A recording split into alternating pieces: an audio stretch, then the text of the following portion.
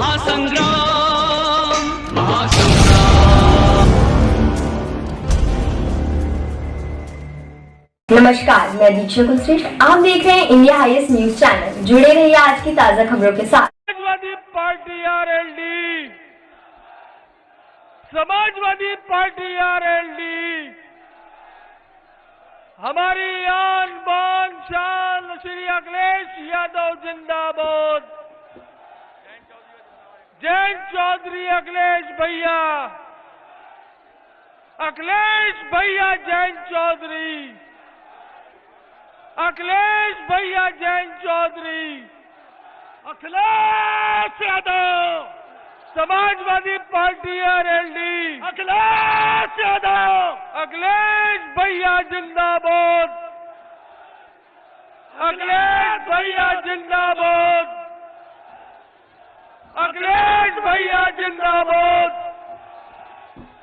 अखिलेश भैया जिंदाबाद, अखिलेश भैया जिंदाबाद, अखिलेश भैया जिंदाबाद, अखिलेश भैया जिंदाबाद, समाजवादी पार्टी आरएलडी,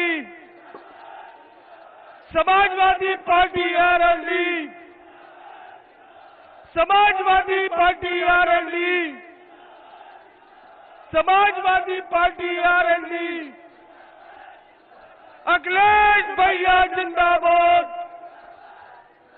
अखिलेश भैया जिंदाबाद, अखिलेश भैया जिंदाबाद, अखिलेश भैया जिंदाबाद, हमारी आन बान शान जिंदाबाद।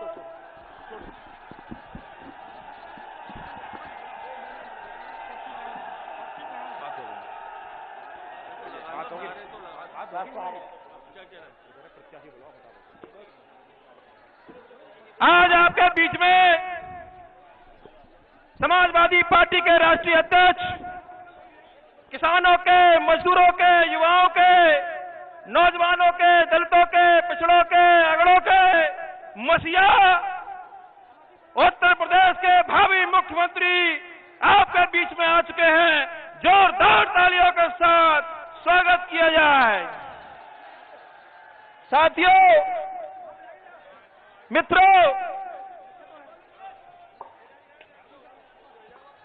अब मैं वक्ताओं के क्रम में समाजवादी पार्टी के प्रत्याशी डॉक्टर वीरेंद्र सिंह चौहान जी से मैं अनुरोध करूंगा कि आए और अपने विचार रखें। डॉक्टर वीरेंद्र सिंह चौहान जी।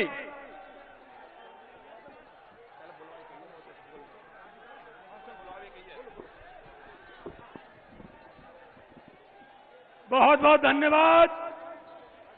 राम राम साहब। बोलो वृंदावन बिहारी लाल की। बंधुओं, आज हम सबके आशीर्वाद देने के लिए समाजवादी पार्टी के राष्ट्रीय अध्यक्ष माननीय अखिलेश यादव जी हमारे और आपके बीच में हैं। मैं उनका आप सबकी ओर से तहे दिल से स्वागत करता हूं, वंदन करता हूं, अभिनंदन करता हूं।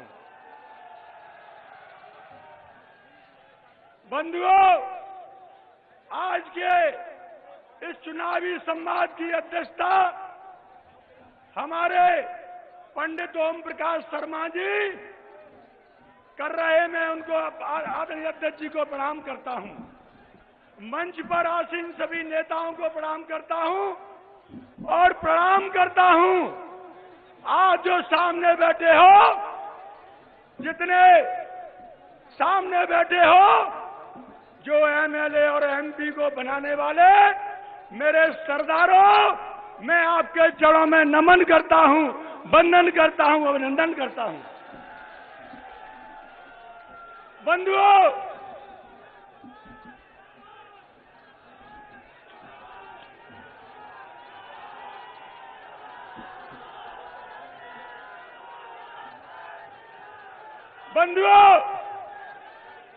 बंधुओं, आप लोगों की ताकत पर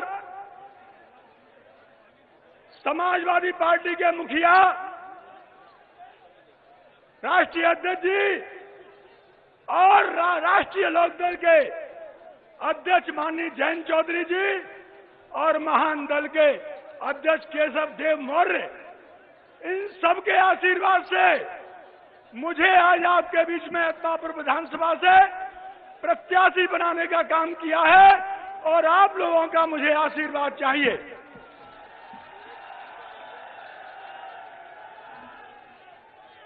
बंधुओं, आपको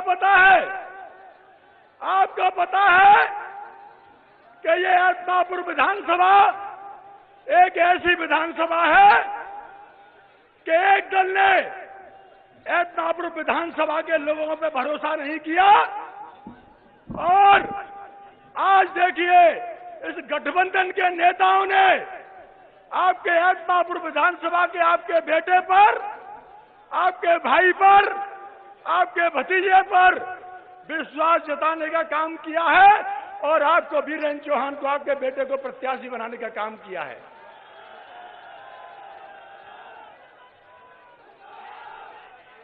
बंधुओं, अब फैसला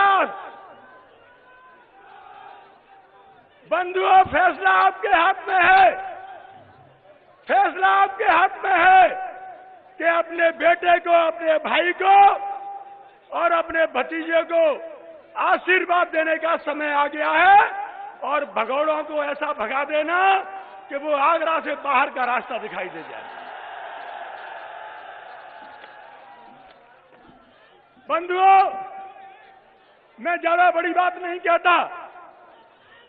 हमारे तीनों नेताओं ने, हमारे माननीय जी बैठे हैं, आज जयंत चौधरी जी व्यस्तता के कारण आ नहीं पाए हैं, लेकिन आप लोगों के बल पर मैं आपको विश्वास दिलाना चाहता हूं। माननीय जी, मैं आपको विश्वास दिलाना चाहता हूं कि अत्तापुर की जनता निश्चित रूप से समाजवादी पार्टी और आज रालोद और महान दल के गठबंधन के प्रत्याशी को आपकी ताकत पर, आपके आशीर्वाद से भारी बहुमत से जिताने का काम कर देना।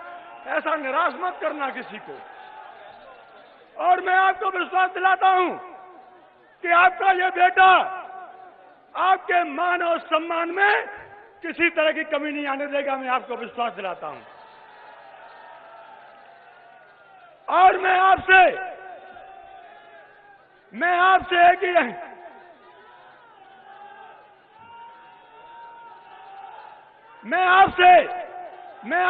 ही अपील कर रहा हूं।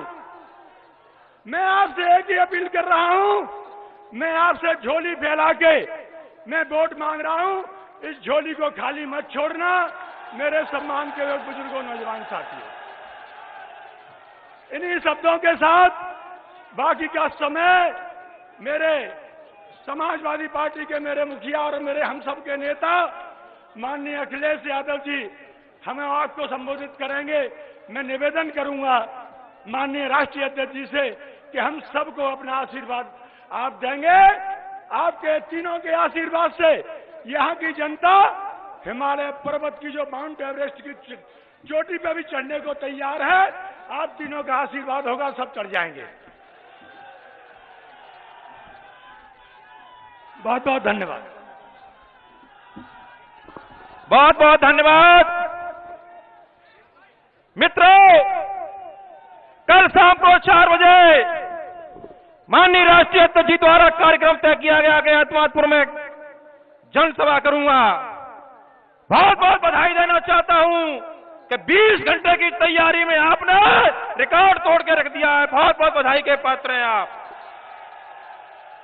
आज इस मंच के मैदान पर अमर सिंह परमार पूर्व विधायक समाजवादी पार्टी की सदस्यता ग्रहण कर रहे हैं। उनको बहुत बहुत स्वागत और अभिनंदन। तालियां बजा करके अमर सिंह परमार जी का स्वागत किया जाए।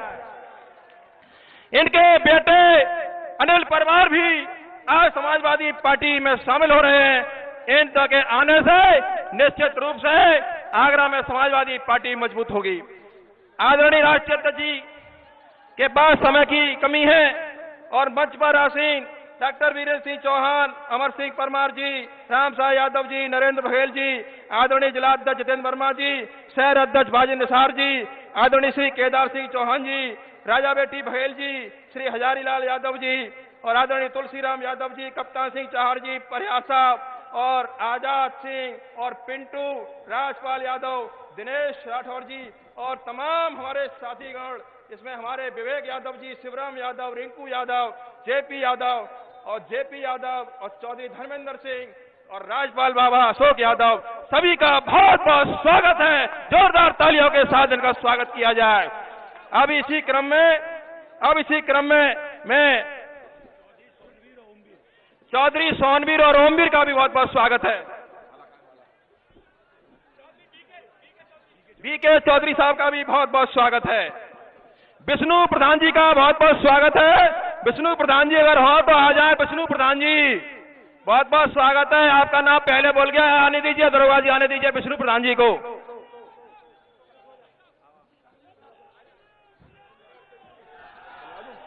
अब इसी क्रम में मैं समाजवादी पार्टी के राष्ट्रीय अध्यक्ष, गरीब मजदूर किसान नौजवान दलित पिछड़े अगड़े सबके मसीहा श्री अखिलेश यादव जी से अनुरोध करूंगा कि आए और अपने विचार रखें। आइए भावी मुख्यमंत्री श्री अखिलेश यादव जी।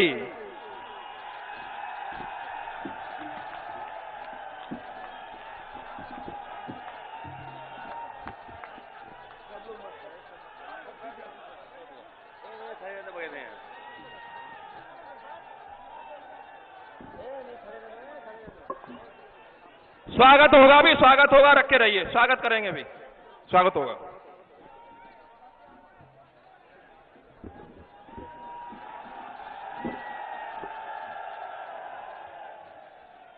बहुत बहुत धन्यवाद।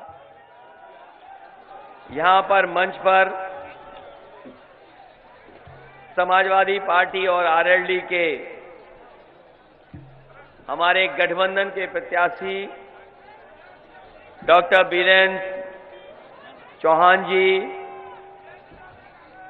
मंच पर उपस्थित समाजवादी पार्टी के जिलाध्यक्ष जितेंद्र वर्मा जी, आरएलडी के जिलाध्यक्ष नरेंद्र बघेल जी, मंच पर उपस्थित पूर्व विधायक अमर सिंह परिहार जी, युवराज परिहार जी, वाजिद निसार, आजाद सिंह जी, कप्तान सिंह चाहर, राजपाल यादव जी, राजा बेटी बघेल जी, शिवराम यादव, विवेक यादव, तुलसीराम जी और यहां पर उपस्थित बड़ी संख्या में आरएलडी और समाजवादी पार्टी के सभी नेतागण, इस चुनावी कार्यक्रम में उपस्थित हमारे किसान भाई, आदरणीय बुजुर्ग, नौजवान साथी, पत्रकार बंधुओं, मैं सबसे पहले दोनों दलों के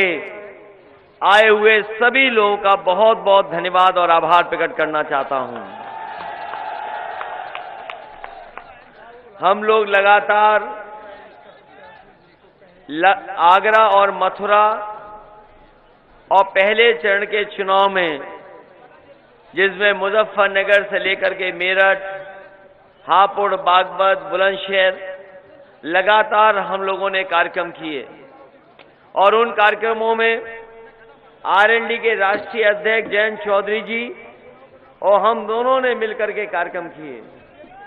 कल भी जब मार्च में हम लोगों का कार्यक्रम था तो दोनों दलों के हम लोग मिलकर के कार्यक्रम किया, लेकिन क्योंकि चरणबद्ध चुनाव है, पहले चरण में ही बड़ी संख्या में विधानसभा हैं, हम लोगों ने तय फिर ये किया कि जो क्षेत्र छूट गए हैं, जिन क्षेत्रों में जाना जरूरी है, एक तरफ तो आरएलडी के राष्ट्रीय अध्यक्ष जयंत चौधरी जी जा रहे हैं और दूसरे क्षेत्र जो छूट गए उसमें हमें जाने का मौका मिल रहा है। मैं आपके बीच में बहा का कार्यक्रम करके आया हूं और जिस तरीके का समर्थन और सहयोग जनता दे रही है, मैं कह सकता हूं कि इस बार आरएलडी और समाजवादी पार्टी की गठबंधन की सरकार बनने जा रही है। बताओ गठबंधन के पक्ष में हो कि नहीं हो? जब से हैंडपंप और साइकिल आई है, भारतीय जनता पार्टी के लिए दरवाजा बंद हो गए। बताओ, साइकिल और हैंडपंप साथ साथ हैं कि नहीं हैं?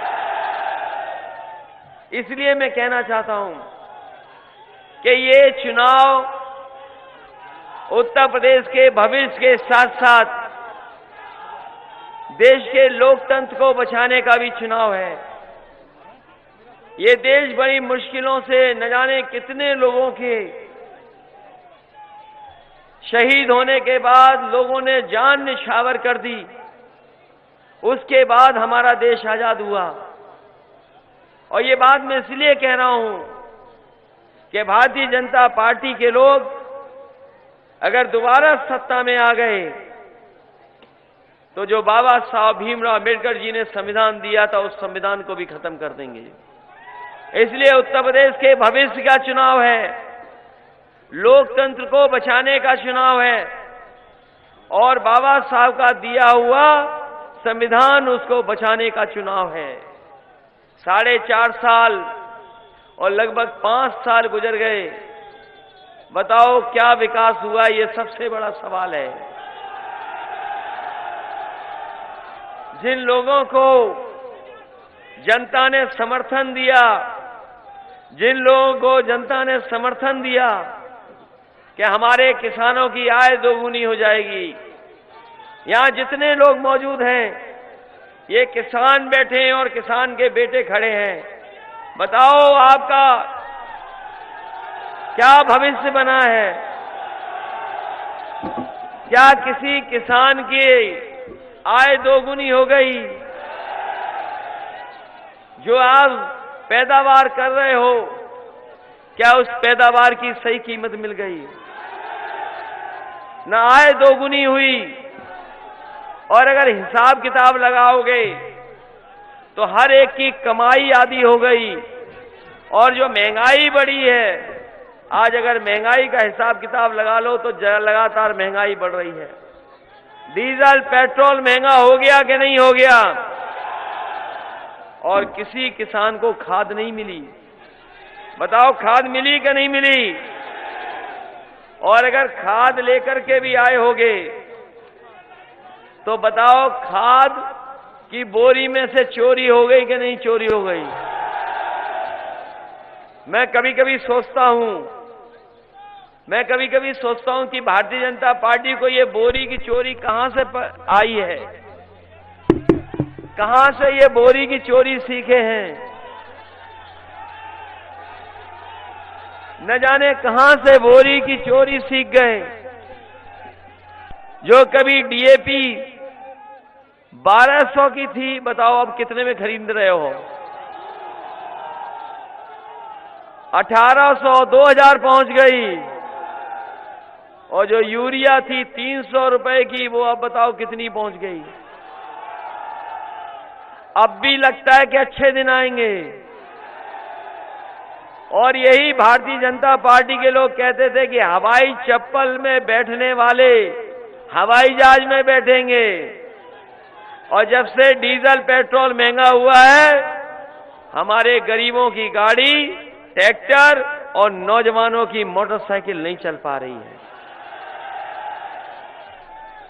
इन लोगों ने लगातार महंगाई बढ़ाई, बैंकें डूब गईं। जो लोग पढ़े लिखे होंगे, नौजवान होंगे, जानते होंगे बैंकें बिक रही हैं। जो बैंकों में पैसा रख रहे थे, थोड़ा बहुत उन्हें मिल जाता था, लेकिन अब बैंक में भी पैसा रखने पर पैसा नहीं मिल रहा। न जाने कहां ले जा रहे हैं लोग पैसा। और जिस समय कोरोना की बीमारी थी, सब उद्योग बंद हो गए, कारखाने बंद कर दिए गए, बाजार बंद हो गए और कोई सड़कों पे नहीं निकल सकता था। हम लोग, आप लोग अपनी नाक और मुंह बंद करके चल रहे थे। अगर कोई था जिसने देश की अर्थव्यवस्था को बचाया तो वो हमारा किसान था। उसने काम नहीं रोका, वो लगातार अपने खेतों पे काम करता रहा। बताओ, सब पाबंदियों के बाद भी हमारा किसान ही मेहनत कर रहा था, किसान ही खेतों में था। सब कुछ बंद था। आपने मजदूर जाते हुए देखे होंगे गांव घर अपने। मजदूर हजार हजार किलोमीटर चल करके आए। इस सरकार ने ना बस दी, ना गाड़ी दी, कोई इंतजाम नहीं किया। सीधे मजदूर अपने घर चले गए और कई मजदूर घर नहीं पहुंच पाए, उनकी जान चली गई। अगर उन परिवारों की अगर किसी ने मदद की थी तो समाजवादी लोगों ने उन परिवारों को भी 1-1 लाख रुपए देने करके मदद करने का काम किया था। बताओ, ऐसी सरकार है जो किसान का दुख दर्द नहीं समझ रही, मजदूर का दुख दर्द नहीं समझ रही, हमारे नौजवानों के भविष्य को खतरे में डाल दिया। अब हमारे बाबा मुख्यमंत्री कहते हैं कि सरकार आएगी तो गर्मी दूर कर देंगे, गर्मी निकाल देंगे। यही कह रहे हैं ना कि नहीं कह रहे हैं? लगता है हमारे बाबा मुख्यमंत्री जी किसी ठंडे प्रदेश के हैं। ये बाबा मुख्यमंत्री जो कह रहे हैं कि हम गर्मी निकाल देंगे, हम उन बाबा मुख्यमंत्री को कहना चाहते हैं, गर्मी निकले ना निकले, लेकिन समाजवादी सरकार आएगी तो भर्ती निकलेगी, चाहे हमें फौज में भर्ती निकालनी पड़े। बताओ, फौज में भर्ती, पुलिस में भर्ती निकालनी चाहिए कि नहीं निकले? ये गर्मी निकालने वालों को हम कहना चाहते हैं कि पुलिस में और फौज में भर्ती निकलेगी, क्योंकि हमें नौजवानों का भविष्य बेहतर बनाना है। मैं जिस समय 2017 का चुनाव लड़ रहा था, मैं 2017 का जब चुनाव लड़ रहा था तो देश के बहुत बड़े पत्रकार, उन्होंने मुझसे पूछा कि इस चुनाव में आप क्या देख रहे हो, कि आप इस चुनाव में नया क्या देख रहे हो? 2017 की बात कर रहा हूं मैंने उस समय कहा कि मैं नए नौजवानों को देख रहा हूं, जो नौजवान हैं, जो अपना भविष्य बनाना चाहते हैं, जो जमाना बदला है उस जमाने से जुड़ करके आगे बढ़ना चाहते हैं। जब उस पत्रकार ने पूछा कि आप क्या चीज देख रहे हो चुनाव की रैलियों में, मैंने कहा कि चुनाव की रैलियों में जो मैं देख रहा हूं, वो नौजवान जो मुझे दिखाई दे रहे हैं, वो आज अपने पैरों के पर चलना चाहते हैं, अपना भविष्य बनाना चाहते हैं। और मैं देखता हूं उनका पहनावा कितना बदल गया है कि जितने नौजवान हैं, न जाने कहां से सीख के आए कि नीली जींस पहननी है। मैं अभी सड़क पे देख रहा था और जाते हुए देखना बुजुर्ग भाइयों, ये नौजवान नीली जींस पहन करके चल रहे हैं। इनका पहनावा बदल गया, इनके हाथ में मोबाइल है, ये दुनिया को समझते हैं, दुनिया की जानकारी रखते हैं।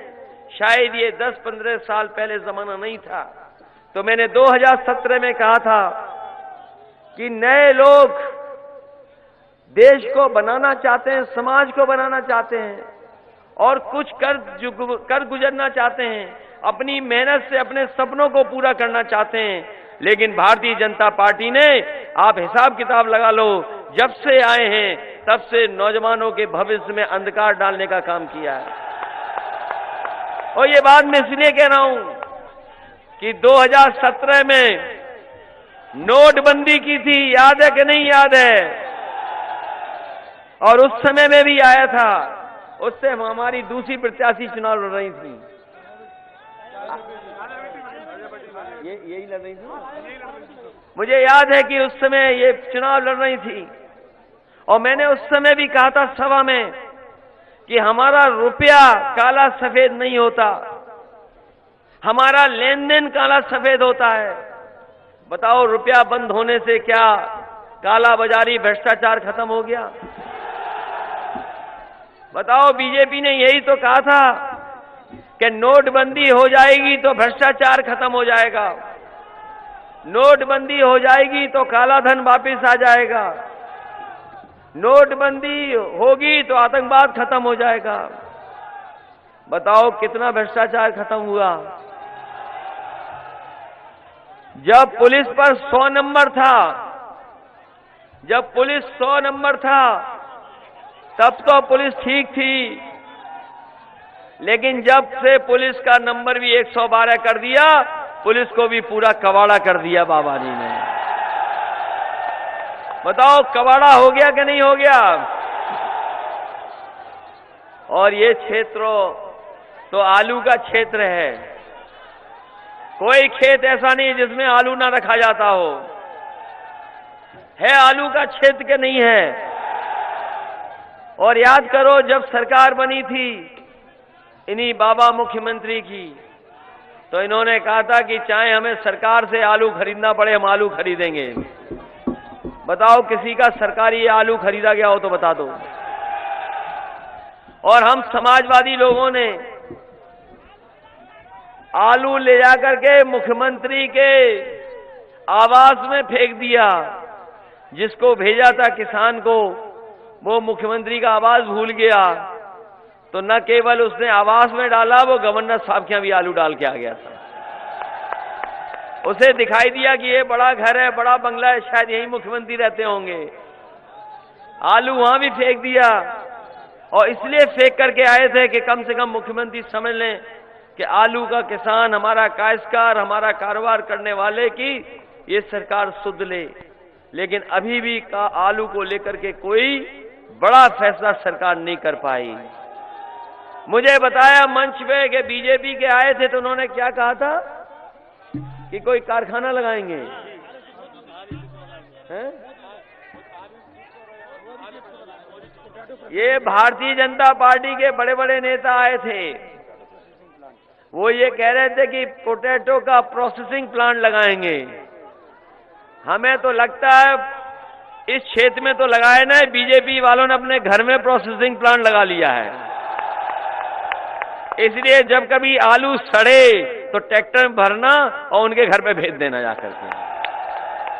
ये क्षेत्र से लेकर के कन्नौज और फर्रुखाबाद वो इलाका है जहां सबसे ज्यादा आलू पैदा होता है। उत्तर प्रदेश का सबसे ज्यादा आलू अगर कहीं पैदा होता है तो आपके क्षेत्र से लेकर के कन्नौज और कानपुर देहात तक पैदा होता है। चाहे वो फर्रुखाबाद हो, कन्नौज हो, फिरोजाबाद हो, आपका एतमादपुर हो, या आपके इस इलाके का जो आलू है सबसे अच्छा आलू माना जाता है। खंदौली का सबसे अच्छा आलू माना जाता है, फिरोजाबाद का अच्छा आलू माना जाता है। और न केवल खंदौली के आलू का परिचय केवल यहां नहीं है, देश में हर जगह आलू यहीं का पहुंचता है और लोगों के बीच में यही खाने को मिलता है। इसलिए मैं आपको कहकर के जा रहा हूं किसान भाइयों, चाहे हमें आपके सिंचाई की बिजली फ्री करनी पड़े, समाजवादी सरकार बनेगी तो बिजली आपकी फ्री होगी, आपको पैसा देना नहीं पड़ेगा। सिंचाई पहले भी फ्री थी, सिंचाई की बिजली फिर फ्री होगी, और घरेलू बिजली 300 यूनिट फ्री देने का काम भी समाजवादी सरकार में होगा। और आलू को लेकर के हम पिछली बार तो नहीं कर पाए थे। रुक जाओ भाई, अच्छी बात बताऊंगा। मैं पिछली बार आलू को लेकर के मैं एक बहुत बड़ा कारखाना लगाने जा रहा था, लेकिन समय कम था, और जब तक हम लगाने के लिए तैयार हुए तब तक हम लोगों को मौका नहीं मिला, सरकार चली गई। इधर मैंने देखा है कि शराब पीने से लोग मर जा रहे हैं। अभी कुछ दिन पहले रायबरेली में मरे थे, कुछ दिन पहले लखनऊ में भी मरे थे, कुछ दिन पहले अलीगढ़ में मरे थे। और अलीगढ़ में तो ऐसे भी जान चली गई कि जो खराब वाली लाते थे शराब, वो कहीं नहर में फेंक के चले गए। जो दूसरे आए उनने पी ली तो वो उनकी भी जान चली गई। इस फतेहाबाद में भी लोगों की जान गई। इसलिए मैं आपसे कहना चाहता हूं, क्योंकि बीजेपी के लोग इसका न जाने क्या क्या निकालेंगे मतलब, और मतलब न जाने क्या निकालें। लेकिन जब मैंने जानकारी की थी, इधर हमारे पत्रकार साथी जानते होंगे, कि पहले वोडका का जो मार्केट शेयर था वो 2% है, लेकिन जब से बीजेपी की सरकार आई है वोडका पीने वालों की भी मार्केट बढ़ गई है। इसलिए, और ये बात कागज पे है, कोई मैं अपनी तरफ से नहीं कह रहा हूं, और ये बात मैंने इसलिए कही है क्योंकि कल अगर पत्रकार लोग बहस करें तो ये बात दिखाएं और बताएं, जनता को सुनाएं, अपने टीवी के माध्यम से जानकारी दें कि जब बीजेपी की सरकार थी, नहीं आई थी, तब 2% शेयर था वोडका का, लेकिन जैसे ही भारतीय जनता पार्टी की सरकार आई अब शेयर बढ़कर के न जाने कहां पहुंच गया है मार्केट में। इसलिए जहां प्रोसेसिंग प्लांट के लिए जो प्रोसेसिंग होती है, चाहे कुछ भी प्रोसेसिंग बनती है, चिप्स बनाना हो और चीजें बनानी हो, पाउडर बनाना हो, उसके लिए अगर कोई कारखाना लगाने आएगा तो हमें अगर 100 करोड़ 200 करोड़ की भी सब्सिडी देनी पड़ेगी तो देने का काम करेंगे। और साथ ही साथ वोडका को लेकर के भी अगर कोई यहां से लेकर के कन्नौज तक कोई कारखाना लगाने आएगा तो उसे भी सब्सिडी चाहे हमें 200 करोड़ देनी पड़े, हम देने का काम करेंगे। लेकिन अपने किसानों का आलू, उनको कीमत दिलाने के लिए हमें कोई भी सरकार से फैसला लेना पड़ेगा तो हम लेंगे और बड़ा कारखाना इसी इलाके में लगा करके कम से कम इस आलू की कीमत दिला सकें। लेकिन इस पे बहस हो जाएगी, इसलिए ये बड़ा सवाल, उसमें स्टोरेज की जरूरत नहीं है, अगर आलू सड़ भी जाएगा तब भी काम आ जाएगा। इसलिए मैं कहना चाहता हूं, प्रोसेसिंग के लिए 100-200 करोड़ का सब्सिडी देनी पड़े हम देंगे। अगर कोई दूसरी तरह की चीज बनाना चाहेगा, क्योंकि इधर बाजार वोडका का बढ़ गया है, हमारे शायद किसान भाई वोडका नहीं समझ पा रहे होंगे, समझ गए कि नहीं समझ गए, या हम दूसरी तरीके से बोलें, वो शाम वाली तवा। इसलिए अगर उसका भी कारखाना लगाना पड़ा, हालांकि बीजेपी वाले कुछ भी बोल सकते हैं, लेकिन आलू और हमें किसान की चिंता है, और बाजार में अगर कोई चीज उपलब्ध हो रही है तो उसके लिए समाजवादी लोग सरकार बनने पर चाहे हमें 100 करोड़ की 200 करोड़ की सब्सिडी देनी पड़े, हम इस इलाके में कारखाना लगाने का काम करेंगे। और ये बात याद रखिए, समाजवादी लोग जो कहते हैं वो करके दिखाते हैं, कभी पीछे नहीं हटते हैं। और जब जब समाजवादियों की सरकार आई है हम लोगों ने ऐतिहासिक काम किए हैं। और ये आगरा वाले जानते होंगे कि जो मेट्रो बन रही है वो समाजवादी पार्टी की देन है, जिसकी वजह से शहर में मेट्रो बन रही है। केवल एक शहर में नहीं, लखनऊ में, कानपुर में जो मेट्रो बनी समाजवादियों की है। ये एक्सप्रेस वे तो पुरानी सरकार बना रही थी, लेकिन उद्घाटन हम ही लोगों ने किया।